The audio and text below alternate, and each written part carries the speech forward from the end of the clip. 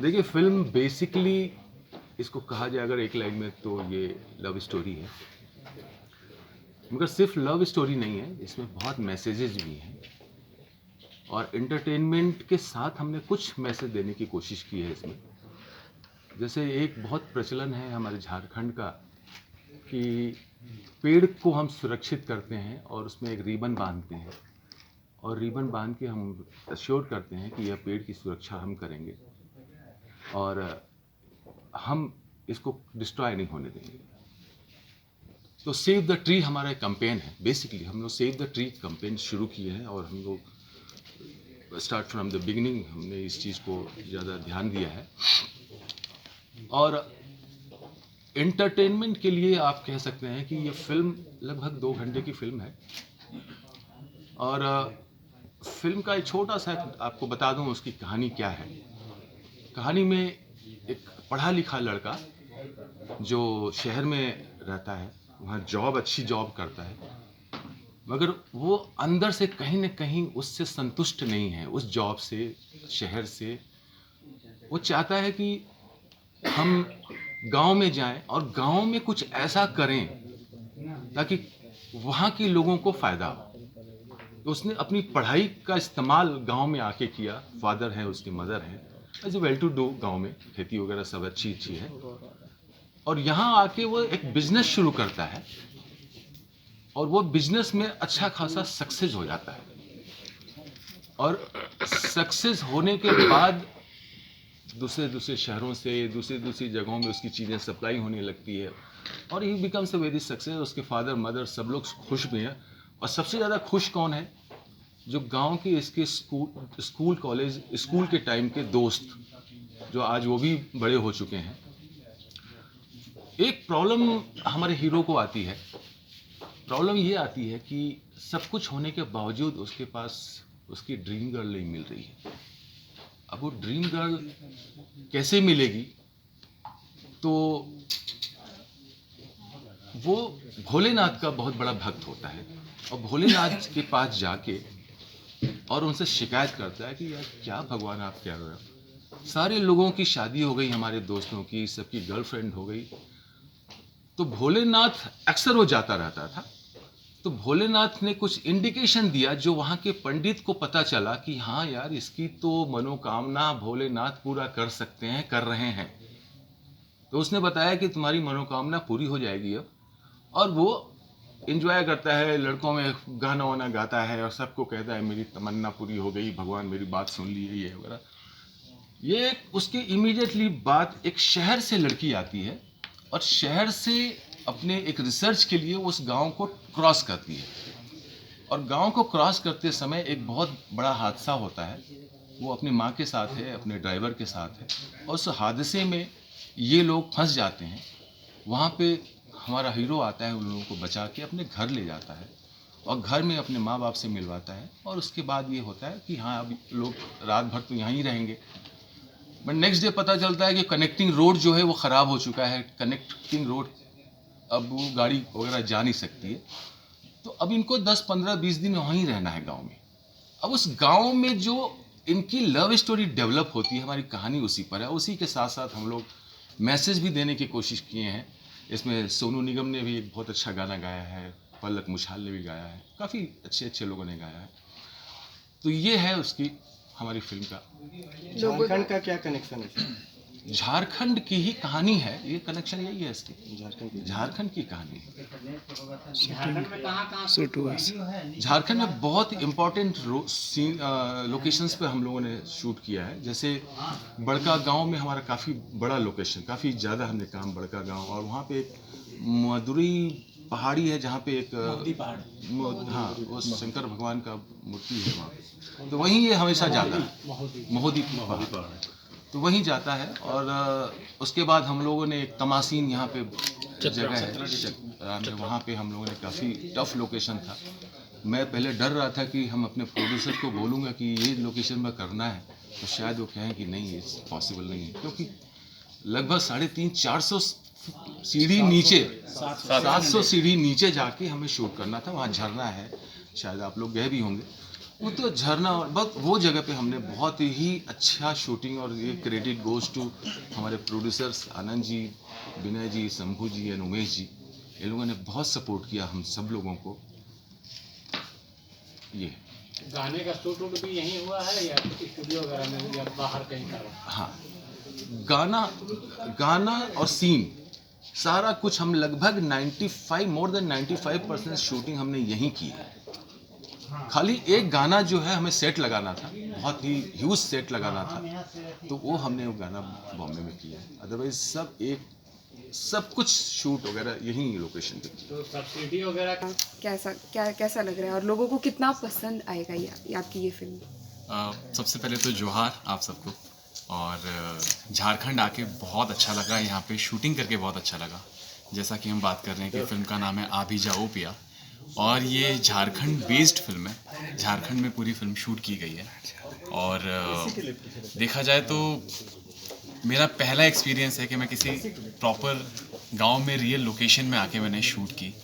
और सबसे बड़ा रीज़न ये था कि अब तक मैंने जो फिल्में की थी, चाहे वो यारियां हो, चाहे हीरोपंती हो, या मुजफ्फरनगर जंक्शन वाराणसी, मेरे से जैसा मैं हूँ बहुत ही सिमिलर कैरेक्टर्स थे, थोड़े मॉडर्न थे।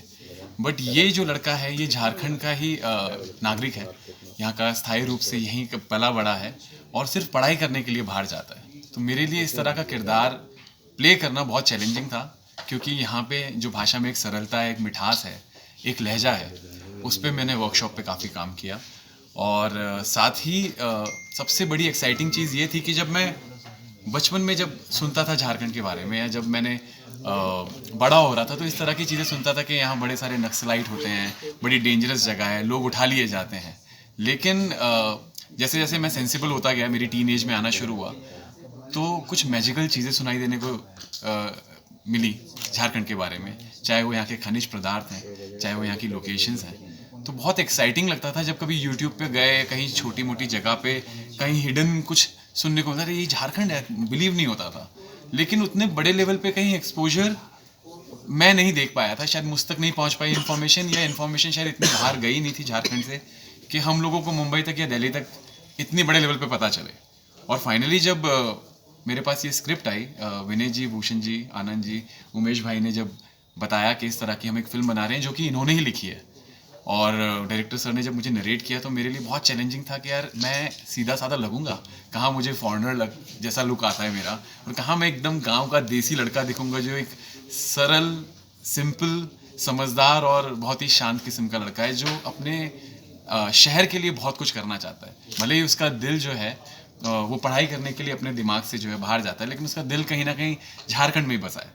तो जब झारखंड आए और इस बारे में जब पता चला कि इस तरीके से हम इसको शूट करेंगे सारी रियल लोकेशंस पे, चाहे वो बरसो पानी है, चाहे वो तमासिन है, चाहे वो इसको हो, जहाँ से इसको हिल, जहाँ पे लव के बारे में बहुत कुछ लिखा गया है, तो मुझे ऐसा लगा कि ये एक ऐसी फिल्म है जिसको करने में बहुत मज़ा आएगा।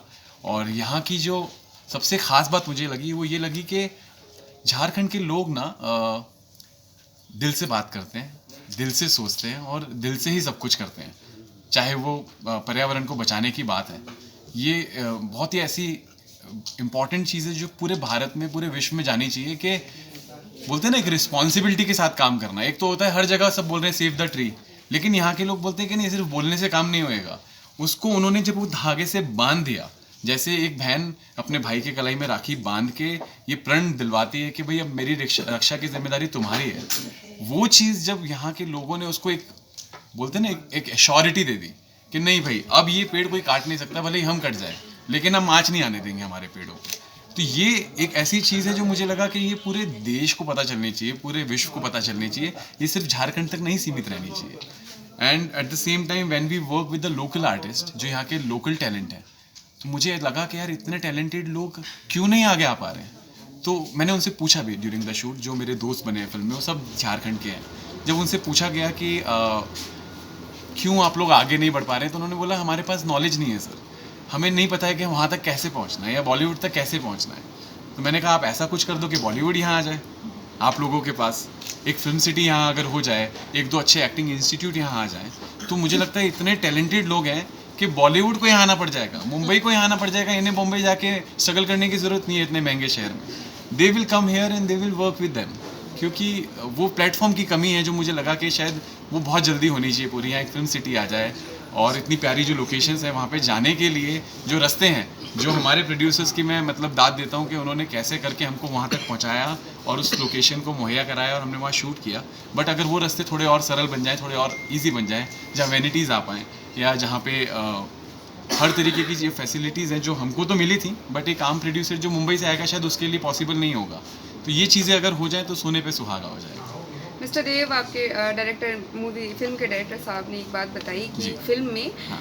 आप अपने ड्रीम गर्ल के लिए महादेव के पास जाते हैं। जी, क्या बिल्कुल। रियल लाइफ में भी कुछ ऐसा सीन है आपका? जी बिल्कुल है, मैं बहुत बड़ा महादेव भक्त हूँ। हमारे कुल देवता हैं शिव भगवान, और जब भी मुझे लगता है कि मेरी ये चीज़ें हो नहीं पा रही हैं लाइफ में, मैं कुछ चाह रहा हूँ वो मिल नहीं पा रहा है, तो मैं बहुत अनकंडीशनल होके, जैसे कि मान लो मेरी उनसे बातचीत हो रही है, मैं ऐसे ही उनसे बात करता हूँ। और ये एक सिमिलैरिटी है कौशल और देव में, कि कौशल भी जो है वो इतना सरल और सीधा लड़का है, उसको लगता है कि जब मुझे किसी चीज़ की परेशानी है तो मैं उनसे क्यों नहीं शेयर करूँ, जब उनके पास हर चीज़ का हल है तो क्यों ना बात की जाए। और रियल जब लाइफ में भी आप अपनी ड्रीम गर्ल की मांग को लेकर के महादेव के पास जाते हैं? जी बिल्कुल जाता हूँ, क्योंकि मेरी लिस्ट थोड़ी सी लंबी चौड़ी है, एक्सपेक्टेशंस थोड़ी ज़्यादा है, लेकिन मुझे लगता है कि वो कहीं ना कहीं मेरा इंतज़ार कर रही है। और I am at the edge जहाँ पे मैं चाहता हूँ कि अब मैं इस बारे में सीरियस होने की जो है सोचना चाहिए मुझे, कि मुझे अब एक गर्लफ्रेंड मिले और मैं थोड़े दिन उनके साथ समय बिता के शादी की तरफ रुख करूँ। तो बिल्कुल रियल लाइफ में भी ये चीज़ हो रही है। Thank you. पहली बात आप सभी को जोहार।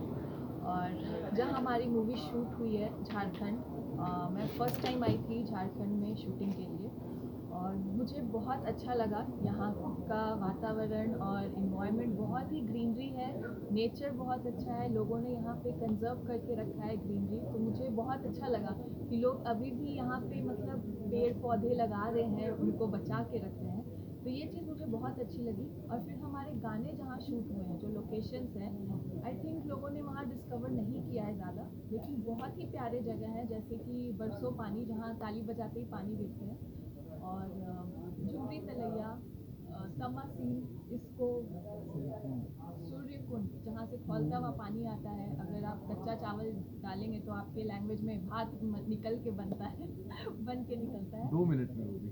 हाँ, 2 मिनट में। तो बहुत अच्छे लोकेशन है। मतलब मैंने कभी सुना था कि झारखंड बहुत सुंदर है, लेकिन मैंने फर्स्ट टाइम शूट के टाइम मैंने प्रैक्टिकल देख लिया था कि बहुत सुंदर है। थैंक्स टू माय प्रोड्यूसर्स, यहाँ पे उन लोगों ने शूटिंग किया, और मैं सभी से रिक्वेस्ट करूँगी कि आइए और यहाँ पे भी शूटिंग करिए। बहुत अच्छी, बहुत प्यारी जगह है। मैम, आपके फिल्म में आपके हीरो ने महादेव से विनती की थी कि आप उन्हें मिले। रियल लाइफ में ऐसा कोई सीन है आपके साथ? रियल लाइफ में मेरे साथ तो ऐसा, अभी मैंने करियर को ज़्यादा फोकस में रखा है, ज़्यादा एज अभी नहीं है शादी करने के लिए, मैंने अभी सोचा नहीं है। बट हाँ, पेरेंट्स ढूंढ रहे हैं, तो अभी महादेव से मैं बस करियर के बारे में बात करती हूँ, अभी वो प्लान नहीं किया मैंने। आपकी पहली मूवी है या जी, ये मेरी डेब्यू मूवी है और फर्स्ट मूवी है, तो बहुत ही कुछ सीखने को मिला, इसलिए हमेशा ये मेरे मतलब this project will be close to my heart, because मैंने बहुत कुछ सीखा है। Thanks to my director, my co actor and producer, बहुत कुछ सीखा मैंने। मूल रूप से आप कहाँ के रहने वाले हैं? मेरा होम टाउन है पटना, और झारखंड पहले तो बिहार ही था, लेकिन कभी मौका नहीं मिला था झारखंड आने के लिए, और बहुत अच्छा लगा मुझे झारखंड। इस मूवी में मैंने नेगेटिव रोल किया। मेरे जो डायरेक्टर मुझे नरेट किए ये कैरेक्टर को काफ़ी चैलेंजिंग था, क्योंकि हम लोग जो लाइफ नॉर्मल लाइफ में हम जो लाइफ स्पेंड कर रहे होते हैं और मूवी की जो लाइफ होती है वो बहुत अलग होती है। तो ये रोल मुझे डायरेक्टर के साथ बैठ के मैं सीखता था कि ये कैरेक्टर जो इतना पावरफुल है और उसे जब नेगेटिव आंसर सामने से मिलते हैं तो आपका कैसा रिएक्शन होगा, जो रिएक्शन आप आम दिनों में या अपने डेली रूटीन में आप नहीं देखते। तो इस कैरेक्टर के लिए मुझे रात में वर्कशॉप करना पड़ता था, जैसे एक्टिंग बैकग्राउंड से नहीं था। मेरे प्रोड्यूसर्स ने उस पर ट्रस्ट किए कि मैं ये कैरेक्टर को प्ले कर सकता हूँ। तो इस कैरेक्टर को प्ले करने के लिए हम लोग काफ़ी मेहनत करते थे, खास करके डायरेक्टर सर मुझसे बहुत काम किए मेरे एक्टिंग स्किल्स को लेकर, इस कैरेक्टर को समझने में। और प्लस एक्शन सीन में जितना वो सिंपल दिखता है स्क्रीन में कि लोग फाइट मारते हैं, लोग दूर चले जाते हैं, वो बहुत ही टफ होता है। इसमें हमारे जो एक्शन डायरेक्टर थे वो भी बहुत काफ़ी काम किए। तो ये कैरेक्टर को समझना भी एक चैलेंजिंग फैक्टर रहा है मूवी में, लेकिन यही जो कैरेक्टर है वो मूवी में ट्विस्ट लेकर आता है। और सारी जो मूवी नॉर्मल जो चल रही होती है वो एक विलन की वजह से कैसे चेंज हो जाती है, तो आपस में कपल्स में कितने प्रॉब्लम्स आने लगते हैं, उनके मिसकम्युनिकेशन बढ़ जाते हैं। तो ये ओवरऑल बहुत ही अच्छा एक्सपीरियंस था। चैलेंजिंग फैक्टर था, डेली रूटीन से अलग काम करने को मिला। मैं अपने प्रोड्यूसर्स को थैंक्स बोलना चाहूँगा कि मुझे वो लाइफ इन्होंने मुझे रांची में प्रोवाइड किया, जो लोग स्ट्रगल करके बॉम्बे में वो फैसिलिटी को उनको मिलता है। तो ये मेरे लिए बहुत ही बड़ा अपॉर्चुनिटी है कि ऐसी मूवीज़ आते रहे झारखंड में और मेरे जैसे एक्टर्स को, कलाकार को और चांस मिला। धन्यवाद।